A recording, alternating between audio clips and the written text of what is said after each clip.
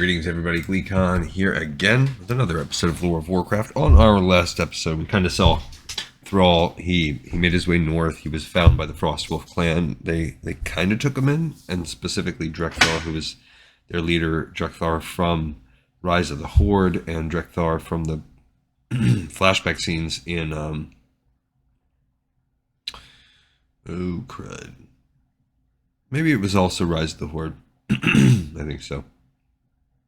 The person who's essentially going to become Thrall's shaman guider and kind of his number two. We also saw he slowly worked his way into acceptance, and at the end they foreshadowed he's going to become a shaman. All right, so stay a while and listen to Chapter 13 of Lord of the Clans. Though the rest of that long winter was bitter, Thrall clung to the warmth he felt inside and thought the chill as little. He was accepted now as a member of the clan, and even the war songs had not made him feel so valued. Days were spent hunting with clan members who were now family, and in listening to Drekthar. Nights were spent as part of a loud, happy gathering, sitting around a group fire, singing songs and telling tales of past days of glory. Though Drekthar often regaled him with tales of his courageous father Durotan, Thrall somehow sensed that the old orc was holding something back. He did not press the matter, however. Thrall trusted Drekthar completely now, and knew that the shaman would tell him what he needed to know when he needed to know it. He also made a unique friend. One evening, as the clan and their wolf companions gathered around the fire, as was their usual wont, a young wolf detached itself from the pack that usually slept just beyond the ring of firelight and approached. The frost wolves fell silent. "This female will choose," said Drekthar solemnly. Thrall had long since stopped being amazed at how Drekthar knew such things as the wolf's gender and her readiness to choose, whatever that meant. Not without painful effort, Drekthar rose and extended his arms toward the she-wolf. "Lovely one, you wish to form a bond with one of our clan," he said. "Come forward and choose the one with whom you will be bonded for the rest of your life." The wolf did not immediately rush forward. She took her time, ears twitching, dark eyes examining every orc present. Most of them already had companions, but many did not, particularly the younger ones. Uthul had become Thrall's fast friend once Thrall had rebelled against his cruel treatment, now tensed. Thrall could tell he wanted this lovely, graceful beast to choose him. The wolf's eyes met Thrall's, and it was as if a shock went through his entire body. The female loped toward Thrall and lay down at his side, her eyes bored into his. Thrall felt a warm rush of kinship with this creature, although they were from two different species. He knew, without understanding quite how he knew, that she would be by his side until one of them left this life behind. Slowly, Thrall reached to touch Snow Song's finely shaped head. Her fur was so soft and thick. A warm wave of pleasure rushed over him. The group grunted nods of approval, and Uthul, though keenly disappointed, was the first to clap Thrall on the back. "Tell us her name," said Drekthar. "Her name is Snow Song," Thrall replied, again not knowing how he knew. The wolf half closed her eyes, and he sensed her satisfaction. Drekthar finally revealed the reason for Durotan's death, one evening toward the end of winter. More and more when the sun shone, they heard the sounds of melting snows. Thrall stood by that afternoon and watched respectfully as Drekthar performed a ritual to the spring snow melt, asking that it alter its course only enough to avoid flooding the Frostwolf encampment. As always now, Snow Song stood at his side, a white, silent, faithful shadow. Thrall felt something stir inside him. He heard a voice. "We hear Drekthar's request, and find it not unseemly. We shall not flow where you and yours dwell, shaman." Drekthar bowed and closed the ceremony formally. "I heard it," Thrall said. "I heard the snow answer you." Drekthar turned his unseeing eyes toward Thrall. "I know you heard it," he said. "It is a sign that you are ready, that you have learned and understood all that I have to teach. Tomorrow you will undergo your initiation, but tonight come to my cave. I have things to say that you must hear." When darkness fell, Thrall appeared at the cave. Wise Ear, Drekthar's wolf companion, whined happily. Drekthar waved Thrall inside. "Sit," he ordered. Thrall did so. Snowsong went to Wise Ear, and they touched noses before curling up and quickly falling asleep. You have many questions about your father and his fate. I have refrained from answering them, but the time has come that you must know. But first, swear, by all you hold dear, that you will never tell anyone what I am about to tell you, until you receive a sign that this must be said. I swear, said Thrall solemnly. His heart was beating fast. After so many years, he was about to learn the truth. You have heard that we were exiled by the late Gul'dan, Said Drekthar. what you have not heard is why. No one knew the reason but your parents and myself, and that was as Duraton wished it to be. The fewer people who knew what he knew, the safer his clan. Thrall said nothing, but hung on Drekthar's every word. We know now that Gul'dan was evil, and did not have the best interest of the Orc people in his heart. What most do not know is how deeply he betrayed us, and what dreadful price we are now paying for what he did to us. Duraton learned, and for that knowledge he was exiled. He and Draka, and you, young Thrall, returned to the Southlands to tell the mighty Orc chieftain Orgrim Doomhammer of Gul'dan's treachery. We do not know if your parents reached Doomhammer, but we do know that they were murdered for that knowledge. Thrall bit back the impatient cry, "What knowledge?" Drekthar paused for a long moment, then continued. Gul'dan only ever wanted power for himself, and he sold us into a sort of slavery to achieve it. He formed a group called the Shadow Council, and this group, comprised of himself and many evil Orc warlocks, dictated everything the Orcs did. They united with demons who gave them their vile powers, and who infused the horde with such a love of killing and fighting that the people forgot the old ways, the way of nature and the shaman. They lusted only for death. You have seen the red fire in the eyes of the Orcs in the camps, Thrall. By that mark, you know that they have been ruled by demon powers. Thrall gasped. He immediately thought of Hellscream's bright scarlet eyes, of how wasted Hellscream's body was. Yet Hellscream's mind was his own. He had acknowledged the power of mercy, had not given in to either mad bloodlust or the dreadful lethargy he'd seen at the camps. Grommash Hellscream must have faced the demons every day and continued to resist them. Thrall's admiration of the chieftain grew even more as he realized how strong Hellscream's will must be. I believe that the lethargy reported seeing in the camps is the emptiness our people are feeling when the demonic energies have been withdrawn. Without that external energy, they feel weak, bereft. They may not even know why they feel this way, or care enough to ponder it. They are like empty cups, Thrall, that were once filled with poison. Now they cry out to be filled with something wholesome once again. That which they yearn for is the nourishment of the old ways, shamanism, a reconnection with the simple and pure powers of the natural forces and laws. We'll find them again and assuage that dreadful hunger. This and only this will rouse them from their stupor and remind them of the proud, courageous line from which we have all come. Thrall continued to listen raptly, hanging on Drekthar's every word. Your parents knew of the dark bargain. They knew that this bloodthirsty horde was as unnatural a construct as could be imagined. The demons and Gul'dan had taken our people's natural courage and warped it, twisted it for their own means. Duraton knew this, and for that knowledge his clan was banished. He accepted that, but when you were born, he knew he could no longer remain silent. He wanted a better world for you, Thrall. You are his son and heir. He would have been the next chieftain.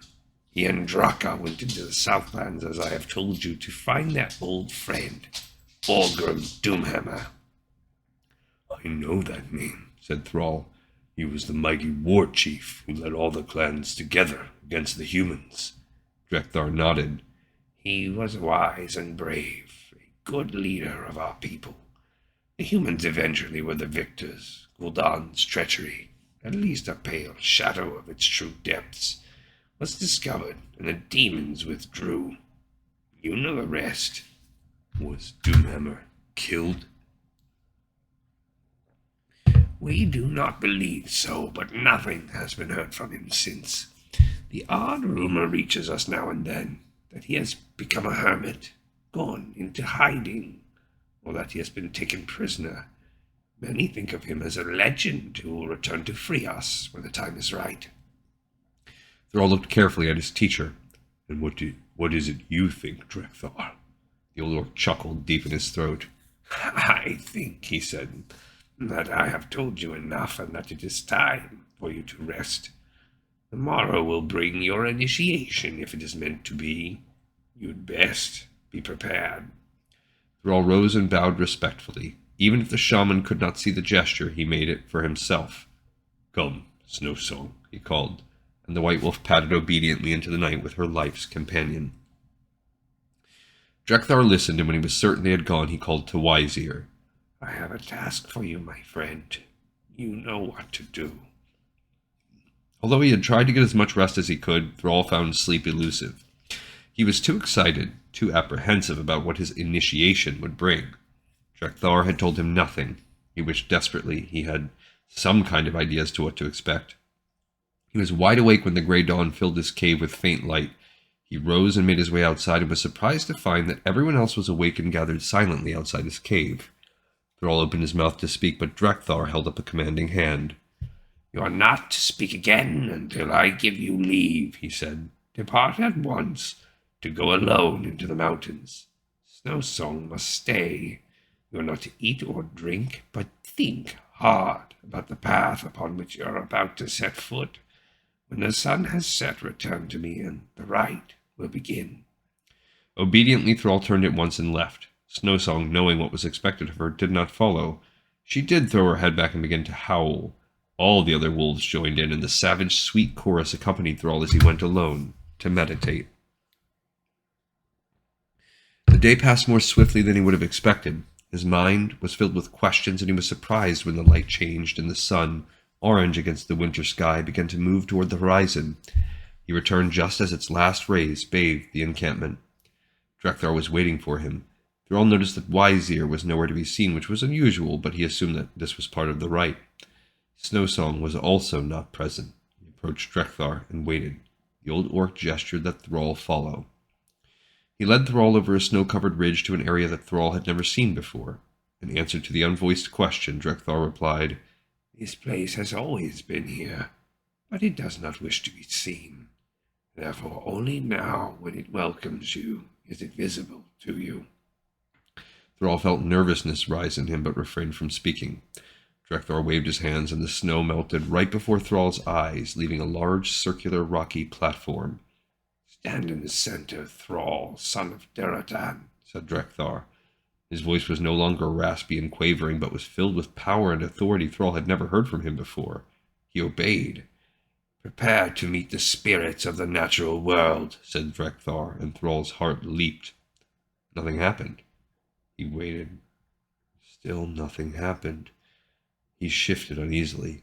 The sun had finally set and the stars were beginning to appear. He was growing impatient and angry when a voice spoke very loudly inside his head. Patience is the first test. Thrall inhaled swiftly. The voice spoke again. I am the spirit of Earth, Thrall, son of Duratan. I am the soil that yields the fruit, the grasses that feed the beasts. I am the rock, the bones of this world. I am all that grows and lives in my womb, be it worm, or tree, or flower. Ask me. Ask you what? Thought Thrall. There was a strange sensation, almost as of a warm chuckle. Knowing the question is part of your test. Thrall panicked, then calmed himself as Drekthar had thought. A question came calmly into his mind. You lend me your strength and power when I need it, for the good of the clan and those we would aid. Ask, came the reply. Thrall began to stamp his feet.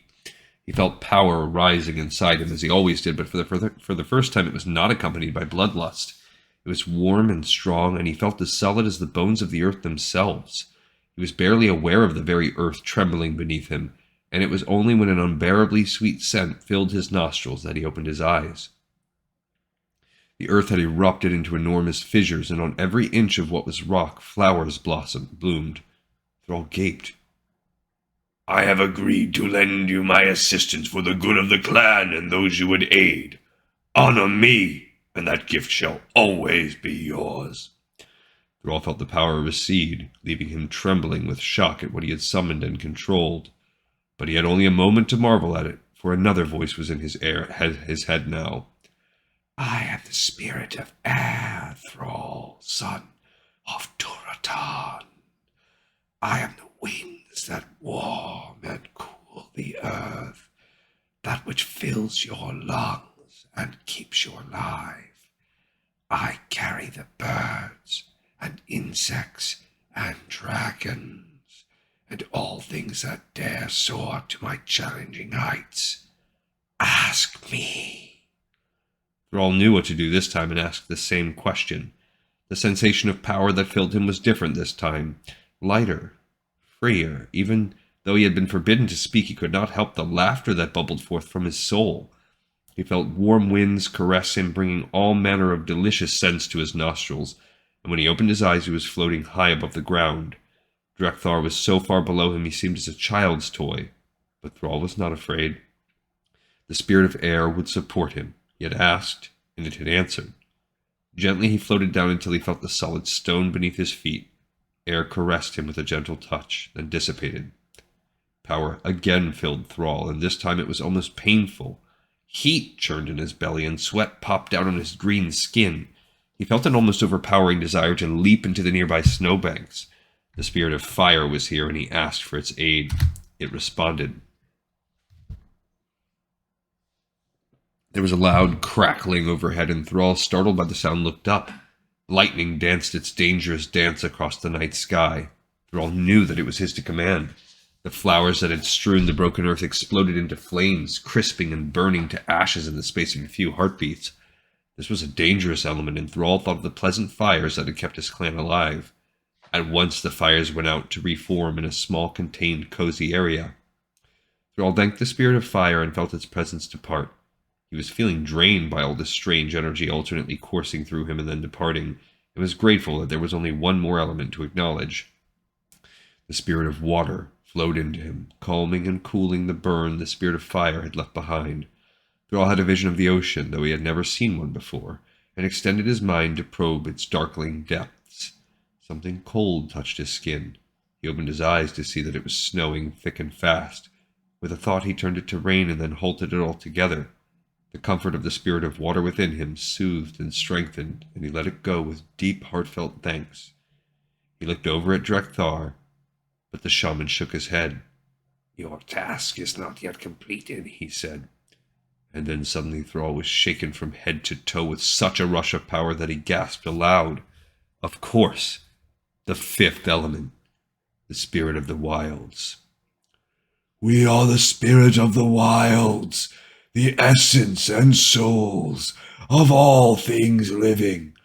We are the most powerful of all, surpassing the quakes of earth, the winds of air, the flames of fire, and the floods of water. Speak, Thrall, and tell us why you think you are worthy of our aid. Thrall couldn't breathe. He was overwhelmed by the power churning within and without him. Forcing his eyes to open, he saw pale white shapes swirling about him. One was a wolf, the other a goat, another an orc, and a human, and a deer. He realized that every living thing had spirits, and felt despair rise up in him at the thought of having to sense and control all of them.